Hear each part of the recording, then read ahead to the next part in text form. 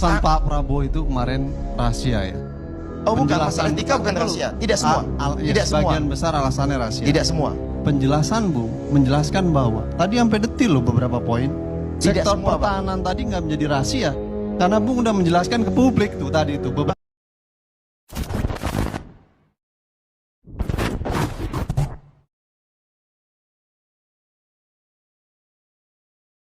Jangan lupa subrek sama tombol green. Oke, yang di pojok itu yang di pojok. Lain mengenai katanya pembatalan kerjasama. Pembatalan kerjasama pengadaan kapal selam dari Korea Selatan. Padahal PT PAL itu sudah sudah dapat pembiayaan juga segala apa. Tapi mengapa dibatalkan? Ini jelas hoax, ya level tinggi. Mengapa? Karena bukan pembatalan itu kerjasama kapal selam itu. Pak Prabowo menunda karena minta pihak Korea Selatannya memperbaiki dulu agar bisa sistem persenjataannya bisa lebih memenuhi apa yang kita inginkan. Misalnya pengadaan kapal frigat Arrowhead gitu ya, yang 140 dibilang juga katanya dibatalkan ya. Enggak, itu juga nggak dibatalkan. Kenapa? Karena Kementerian Pertahanan sama PT PAL lagi berdiskusi ya mencari konfigurasi persenjataan karena memang desain untuk frigat Arrowhead 140 ini memang agak kompleks gitu desainnya gitu. Alasan Pak Prabowo itu kemarin rahasia ya? Oh bukan, masalah etika bukan rahasia. Tidak semua. Tidak semua. Sebagian besar alasannya rahasia. Tidak semua. Penjelasan Bung menjelaskan bahwa tadi sampai detil loh beberapa poin. Tidak Sektor semua, pertahanan tadi nggak menjadi rahasia karena Bung udah menjelaskan ke publik tuh tadi itu beberapa poin. Nanti dulu. Oke, Poinnya apa? Dalih rahasia yang disampaikan Pak Prabowo kemarin malam itu hanya alasan dari ketidakmampuan dia menjelaskan tentang persoalan sektor pertahanan. Poinnya itu karena Anda menjelaskan jauh lebih detil. Saya pikir abang ini pengamat pertahanan, Bang. Gitu loh. Itu poin pertama. Oke. Yang kedua, industri pertahanan ya. Kita mau berdebat industri pertahanan. Nanti saya masuk situ. Sejak Pak Prabowo memasukkan program dalam visi misinya, poin nomor 2, saya baca detil tuh.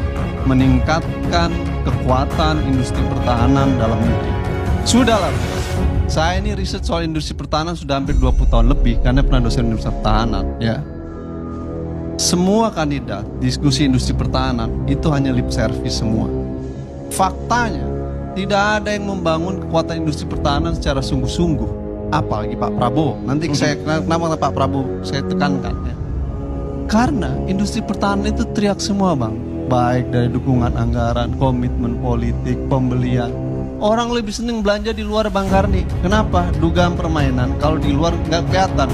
Kalau ke industri pertahanan, kelacak, KPK dan lain sebagainya. Jadi seneng belanja di luar dibanding belanja di dalam negeri.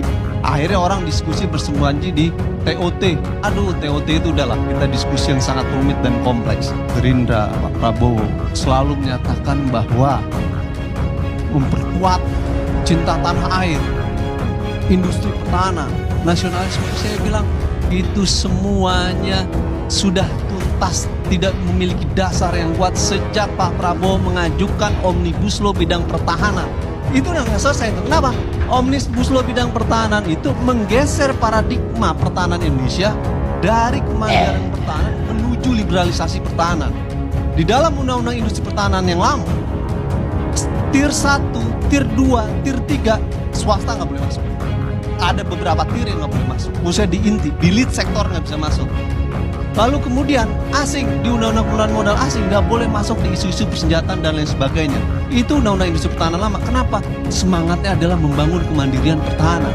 Sejak Pak Prabowo menjadi Menteri Pertahanan, dia mengajukan revisi Undang-Undang Industri Pertahanan di dalam Omnibus Law yang menjelaskan bahwa sektor swasta bisa masuk Tier 1, Tier 2, Tier 3, bahkan menjadi lead sektor.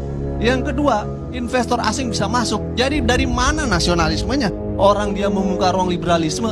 Paradigma pembangunan industri pertahanan itu ada dua. Membangun kemandirian pertahanan, liberalisasi pertahanan. Apa yang dilakukan Prabowo meniru Amerika Serikat dengan melakukan liberalisasi industri pertahanan. Jadi saya mempertanyakan kalau ada komitmen di dalam visi misinya ingin mempercepat industri pertahanan karena Anda secara perlahan sedang membunuh industri pertahanan. Sejak Omnibus Law disahkan, saya ketemu dengan direktur-direktur utama strategis di Bandung dan di beberapa tempat. Mereka menganggap bahwa kita saja tanpa Omnibus Law sudah terhimpit. Dengan ada Omnibus Law kita harus kompetitif dengan swasta, industri swasta, asing dan lain sebagainya bisa masuk dalam negeri.